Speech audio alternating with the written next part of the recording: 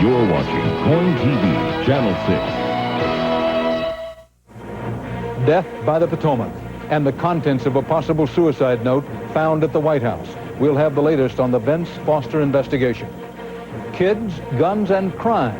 Why are they out of control? And what, if anything, can be done about it? And the money crunch. Tonight, the new Clinton tax plan and what you can do when the tax man cometh. This is the CBS Evening News with Dan Rather and Connie Chung. Good evening. Connie's on assignment. It was 3 weeks ago tonight that the body of President Clinton's close friend and White House deputy counsel was found in a Virginia park with a gunshot wound to the head. Today, officials investigating that death announced their official conclusion and shed some new light on a possible motive. White House correspondent Rita Braver has the story. The Justice Department formally said that Vincent Foster committed suicide and released the contents of the torn note found in his briefcase. It shows a man in deep despair over his job, especially the issue of the firing of White House Travel Office personnel. Mr. Foster was anxious about his work, and he was distressed to a degree that he took his own life. Foster wrote, "I made mistakes from ignorance, inexperience, and overwork." And he said that neither he nor anyone in the White House knowingly violated any law or standard of conduct, including any action involving the travel office. Then Foster seemed to list accusations. The FBI lied in their report to the Attorney General, apparently a reference to a report about the travel office flap. The press is covering up the illegal benefits they received from the travel staff. The GOP, the Republican Party, has lied and misrepresented its knowledge and role and covered up a prior investigation. The Usher's office plotted to have excessive costs incurred, taking advantage of CACI and HRC. The Usher's office handles housekeeping at the White House. CACI Hockersmith is the Clintons' decorator. HRC is Hillary Rodham Clinton. Foster continued, "The public will never believe the innocence of the Clintons and their loyal staff. The Wall Street Journal editors lie without consequence." The Journal had editorialized against Foster and other administration officials from Hillary Clinton's law firm. And Foster concluded, "I was not meant for the job or the spotlight of public life in Washington. Here, ruining people is considered sport." White House officials say there's no evidence any of Foster's allegations are true, that he had become ill and unbalanced. And I think it's someone who had perhaps a loss of perspective here, but we really can't know. The Justice Department will investigate Foster's allegations, and though his friends had hoped release of the note would end questions about his death, that does not appear likely. Rita Braver, CBS News at the Justice Department. Also at the White House today, Ruth Bader Ginsburg was officially sworn in as the second woman justice on the United States Supreme Court. President Clinton looked on as Chief Justice William Rehnquist, a Nixon appointee, administered the oath. Ginsburg said her appointment made it clear that times are changing for women in the law. President Clinton's next major appointment could be a general or an admiral, and it could be his most important personnel decision this year. The president is looking for a new chairman of the Military Joint Chiefs of Staff, and the leading candidates for the job will be guests tonight at a White House dinner. David Martin has more on the search for one good man. General Joe Hoare had a spring in his step this morning, and you might too if you were considered the front runner to become the next chairman of the Joint Chiefs of Staff. 15 four-star generals and admirals are eligible for the top job in the military, and they were all in the Pentagon today for a commanders conference and a chance to audition as the successor to General Colin Powell, who has turned the job of chairman into one of the most glamorous and powerful in Washington. General Powell was probably the most powerful military commander we've had, perhaps in our history, going back to the beginning to George Washington, perhaps, because he held in his hands all of the power of all of the services. Power enough to say no to his commander-in-chief. The right to serve! Now! No on letting gays serve openly in the military. Not so fast on committing forces to Bosnia. Advice a president needs, especially a president with no military experience of his own. When you're sitting around in the council saying, well, we've got a crisis here, what do we do? Well, can we send a division in? Can we use air power and so on? You need somebody who can say, hey, just a minute. Don't get too far out in front here. The men, and they're all men who would succeed Powell when he retires on September 30th, don't get many chances to catch the president's eye. But they make the most of what they get. If you're Commander-in-Chief Pacific and he stops off in Hawaii for a round of golf, or if you're Commander-in-Chief Atlantic and he visits one of your ships. Oh yeah, don't forget to say hi to the Secretary of Defense. The president is expected to choose a new chairman sometime this month. With troops under fire in Somalia, with aircraft poised to strike in Bosnia and Iraq, and with the bottom falling out of the defense budget, it could be one of the most important decisions he makes. David Martin, CBS News, the Pentagon. Tomorrow, the president is due to unveil his proposals for anti-crime legislation. CBS News correspondent Linda Douglas has learned that the package will closely resemble the bill that died last year when Republicans objected to its limited gun control provisions. This new bill would require a waiting period and background checks on handgun buyers. It would also extend the death penalty to more than 50 different crimes. In Kenosha, Wisconsin today, a man in military fatigues opened fire with a pistol inside a McDonald's restaurant. One person was killed, 2 wounded, before the 26-year-old gunman took his own life. An AK-47 assault rifle was found in his car.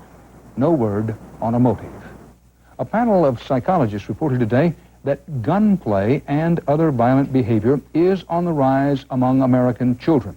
And they said something can and should be done about it. Bill Lagatuta looks at the latest deadly episode of crime by kids. The callousness of the crime is what has so shocked Long Beach, California. School crossing guard Catherine Tucker, mother of 7, shot and killed for her car. The suspects are teenagers, and police say they killed the guard, went to school for the day, then took the car with Tucker's body in the trunk for a joyride before crashing it. I know my mom, she'd have gave him the car, any belongings she had. You know, they didn't have to do something stupid like that, you know, to take my mom's life like that. It's happening across America with a frequency that's chilling. Juvenile arrests for murder increased by 85% between 1987 and 1991. In Brooklyn, a man gunned down for his bicycle by teenagers. In upstate New York, a 13-year-old charged with beating to death a 4-year-old. At a conference on youth and violence in Washington today, experts pleaded for parents to set a better example. Aggression is primarily a learned behavior, and since it is learned, it can be unlearned. And the Attorney General has suggested that employers can help control the epidemic of juvenile violence by staggering work hours, giving parents more time at home to help take care of their kids. We have got to focus on what we can do to prevent this violence that is tearing our community apart. Back in California today, a neighborhood mourned the loss of a friend and its own peace. It's just everywhere you go now. You're not safe nowhere you go. Makes no sense. No sense at all. The teenage suspects will be charged with kidnapping and murder. Bill Lagatuta, CBS News, Los Angeles. Straight ahead on tonight's CBS Evening News, in the killing ground that is Sarajevo, confusion and pain for people running out of time. And a new era bringing deadly change to the streets of a world capital.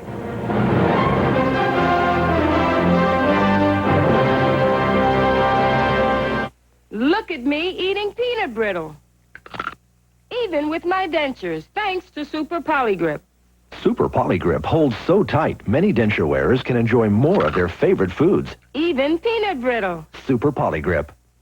Brave athletes challenge the notion that Kellogg's Frosted Flakes are just for kids. I play for the Mariners, but deep down, I'm a Tiger fan. Oh, go on. Frosted Flakes have the taste adults have grown to love. They're great. At 5 a.m., all the Millers can think about is that first get-you-going cup of coffee. That eye-opening, fill-the-kitchen aroma of Folgers Crystals. It all begins with mountain-grown beans, fresh brewed, then crystallized, for a deep, dark, rich coffee just waiting to become your welcome to the day. There's no other coffee that kicks off the Miller's morning like Folgers Crystals. The best part of waking up is Folgers in your cup. Serbian forces employed their old allies today, confusion and fear, so far successfully heading off NATO airstrikes against them in Bosnia. In Geneva, The Serbs' Bosnian political leader said a single American bomb would set off what he called an all-out war. On the ground around Sarajevo, everyone was trying to figure out just exactly what the Serbian forces are doing. Correspondent Alan Pizzi is there. The Serbs' refusal to abandon Mount Igman brings the possibility of airstrikes closer. And tonight there are reports that the Serbs have retaken positions they gave up yesterday to French UN troops on nearby Mount Gilešnica. At the same time, in a strategy designed to negate another justification for airstrikes, the Serbs are cooperating with opening land routes for humanitarian aid. Mount Igman also complicates the Geneva peace talks. Bosnian President Alija Izetbegovic says he won't negotiate until the Serbs abandon Igman. And while the politicians muddle, victims who need medical evacuation are in limbo. At least 40 children and adults are waiting, held up by red tape and a lack of offers from the outside world to help them. 15-month-old Amra has been waiting half her life for a spine tumor to be removed. Old world forget us. Sarajevo is a very big prison. Amelia Avdic felt good when publicity got a badly wounded 5-year-old girl evacuated. She is desperate for the same chance for her son Adis, also 5, paralyzed by shrapnel. I want some help. I want that someone evacuate him and try to give him a chance because he's still a child. Admir Mujezenovic has severe asthma, so treatable in the real world, so hopelessly heart-wrenching here. Everyone involved in the evacuation issue admits there are problems and blames someone else. Here, all that is irrelevant. Here, there is only pain and need. Alan Pizzi, CBS News, Sarajevo. There was a potentially serious accident today in the Tampa Bay, Florida shipping channel involving 3 large ships. A freighter collided with 2 barges being pushed separately into the harbor by tugboats. One barge carrying 250,000 barrels of aviation fuel exploded into flames, and the other barge was damaged and is leaking oil. There were no serious injuries and no clear indication yet of environmental damage to the Florida coastline or a nearby wildlife refuge. General Motors is recalling nearly 400,000 of its best-selling Saturns. Almost every one of these Saturns built in the 91, 92, and 93 model years. GM wants to fix a wiring problem that is known to have caused at least 34 engine fires, but no injuries. Analysts say the Saturn recall could cost General Motors about $8 million. Stay here with us now for much more CBS Evening News, including the money crunch. Tonight, Rave Radio on how the Clinton tax plan could crunch you.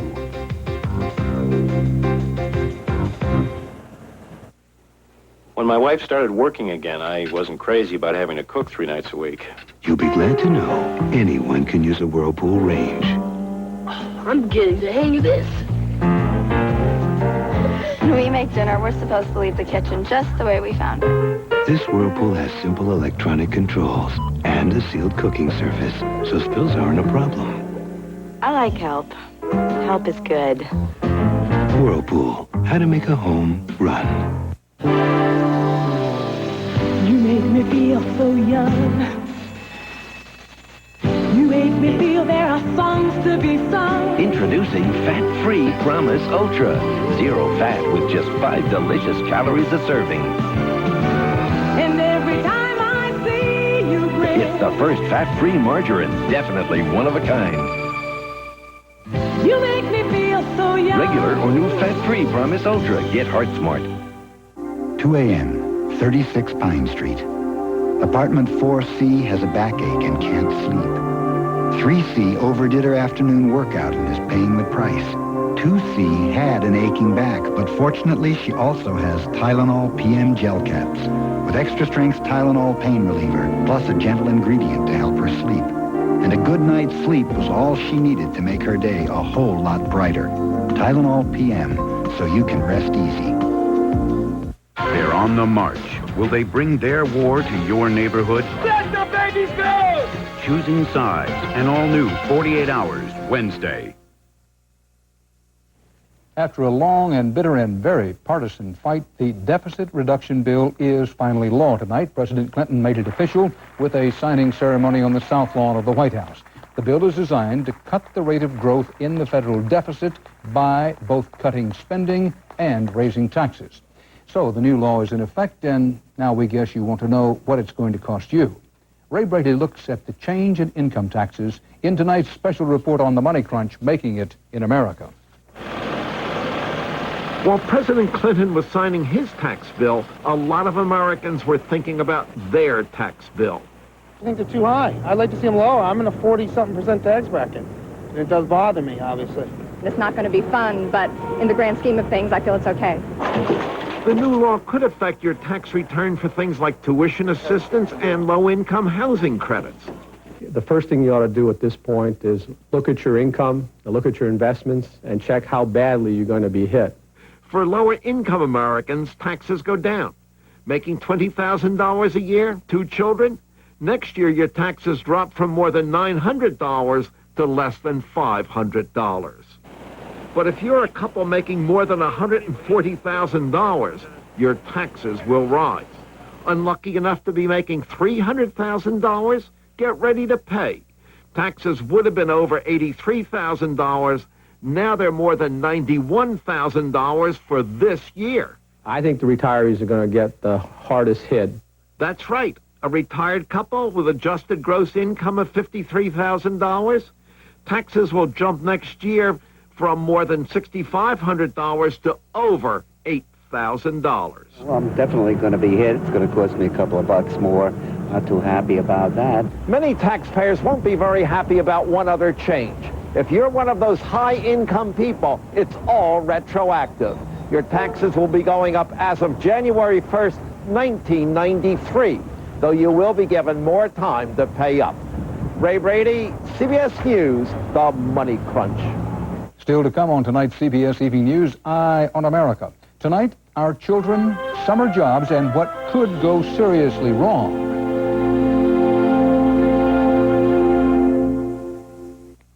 This dog food looks totally different from any other dog food I've ever seen. Pam Lefevre, top breeder of champion English setters, talks about new pedigree mealtime with rice and vegetables. When you look at the dog food, you see the meaty kibbles plus the rice and the peas and carrots. Pedigree does not have any soy in their dog food. It's a very balanced diet. The dogs love it. I think that this might be the future of dog food. I would recommend Pedigree to anyone who wants their dog to be happy and healthy. Pedigree, developed with vets, recommended by top breeders. Why is Tux medicated pads the brand of hemorrhoid relief hospitals trust most? Because when hemorrhoids flare up, Tux provides soothing, cooling relief on contact. Tux, the brand hospitals trust most. A night for Excedrin PM. Daddy said I can't. You're late. My head aches and I can't sleep. Excedrin PM. Headache medicine, plus it helps you sleep. And rest assured it's aspirin-free. What if there was a flower that always looked beautiful and always smelled fresh? A flower that never stopped blooming. Now there is. Introducing Glade Plug-ins Tulip. Now Plug-ins refills last even longer. Not for 30, but for 45 days of freshness. Plug into 45 days of Glade freshness. Now in Tulip. Glade from SC Johnson Wax. Is your blood pressure so high that you need medication, or will diet and exercise be enough? Then great finds at the poshest of pawn shops tomorrow on CBS This Morning. The director of the Central Intelligence Agency, James Woolsey, flew to the former Soviet Republic of Georgia today to bring back the body of a murdered American, Fred Woodruff. His efforts appear to confirm reports that Woodruff was an agent of the CIA. Woolsey was met at the airport by Georgian President Edward Shevardnadze. So-called advisors from the U.S. have been training bodyguards for Shevardnadze amid waves of political rebellion, corruption, and crime throughout the former Soviet Republic of Georgia. Police in Moscow reported today that rape is up by 16% this year in Russia, and that's just part of a new era of lawlessness right in the shadow of the Kremlin walls. Moscow correspondent Cindy Kennard has the story. Another innocent bystander is mourned in Moscow. More evidence of mean streets getting meaner. Alexander Kucherov was killed in the city's third gangland-style shooting in a week. This can't be, says his widow. How could it happen here? In one of Moscow's fanciest neighborhoods, 4 gunmen shot and killed the assistant manager of this cafe. They then crossed the street to this kiosk where Kucherov and his partner were working. They killed them both. It was just a day after 4 men died in a gun battle at Moscow's Alfa Romeo showroom. Even streets in front of Moscow's posh hotels have been battlegrounds. It looks like America in 1930 for me.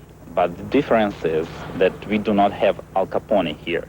Instead, police say they're fighting thousands of small gangs. Many threatening businesses with grenades and machine guns, demanding protection money. Banks are also a target, now begging for government help after the murders this year of 10 executives. 30% of the profits the bank is making we're spending, or maybe we should say wasting, on security. The order of the old Soviet police state is gone, and those left in uniform can't cope with the free-for-all. There are 2 policemen and 10 people who are shooting each other. Well, what police can do? They even don't have any kind of equipment to call for support.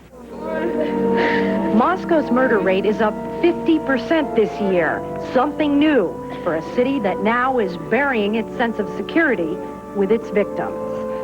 Cindy Kennard, CBS News, Moscow.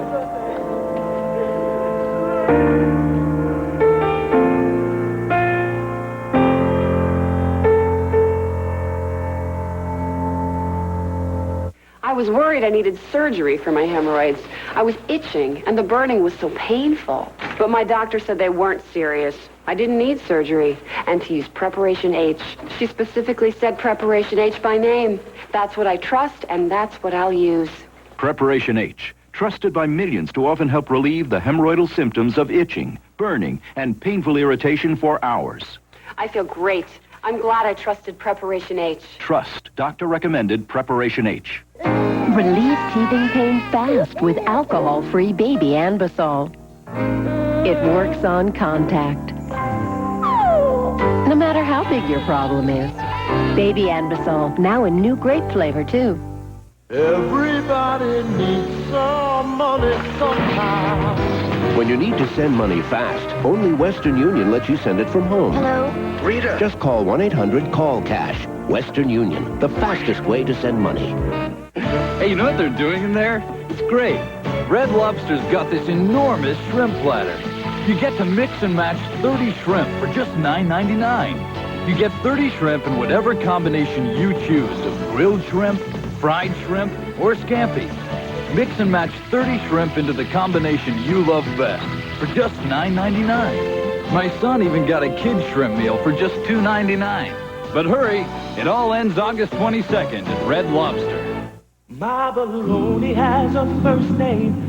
It's O-S-C-A-R. My baloney has a second name. It's M-A-Y-E-R. Yeah, I love to eat it every day. And if you ask me why, I'll say... You could give your kids a bologna made from less than 100% pure beef or one with fillers. The question is, why would you? 'Cause Oscar Mayer has a way with B-O-L-O-G-A.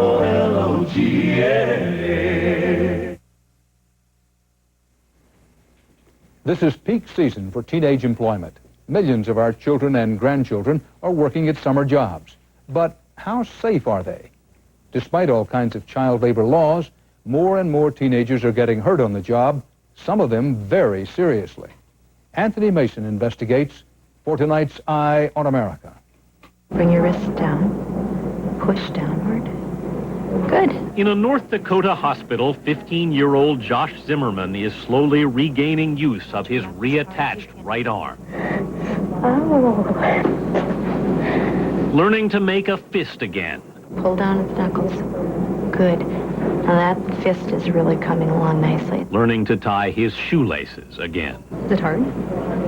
Not really. Josh doesn't remember the accident last November when he reached into a towel drying machine at this car wash where he worked, and his arm was severed above the elbow. I'm just glad someone was back there to pull me out, because if no one was back there, I could have just been sitting in there forever bleeding to death. The car wash was fined almost $50,000 by the federal government for allowing minors to operate unsafe machinery. Children are simply not allowed to use power-driven machinery if they're under the age of 18 years. And employers are supposed to know that. But according to Dr. Philip Landrigan, these kinds of accidents are happening with alarming frequency. His recent study in the Journal of the American Medical Association concluded the U.S. faces an epidemic of adolescent injuries in the workplace. The number of injuries are significantly more than we would have seen 10 or 15 years ago. And more than that, they're probably more than we would have seen at any time in the last 40 years. Newspaper boys had the highest incidence of injuries, along with kids working on the farm. There are strict laws protecting minors on the job, but at the New York headquarters of the National Child Labor Committee, an independent watchdog group, Dorianne Beyer says those laws are not being enforced. With a nod and a wink, the vast majority of states and the federal government have permitted this to continue.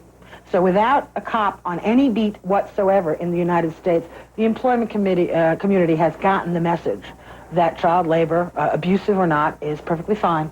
I really didn't think about safety because I was so excited. Paul Gilman was 14 when he took a job in an Oregon nursery. He didn't have a driver's license or safety training, but they let him drive the forklift.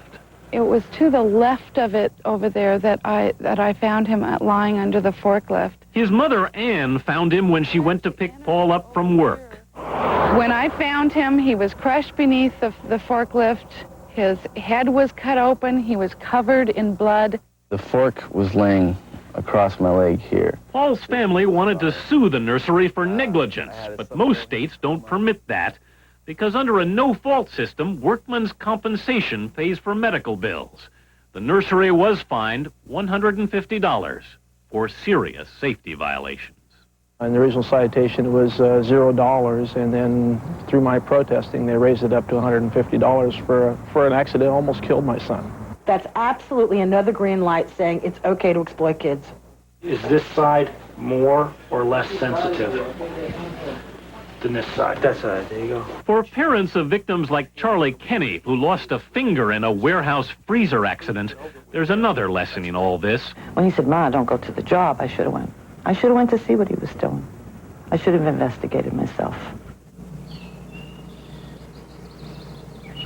Back in North Dakota, Josh Zimmerman may never regain full use of his reattached arm, but 8 months after the accident, he's out on the fairways again, trying to blast out of the sand traps. Stick. Bite. Stops.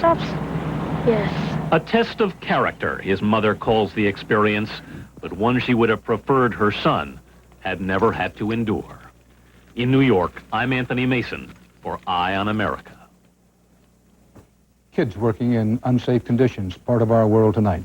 Coming up tomorrow on CBS This Morning with Harry Smith and Paula Zahn, one state's controversial plan to cut off health care and other aid to illegal immigrants. For the CBS Evening News, Dan Rather reporting. Connie's been out in the field working on some stories, but she'll be back here with me tomorrow, and we hope you'll join us then. Good night.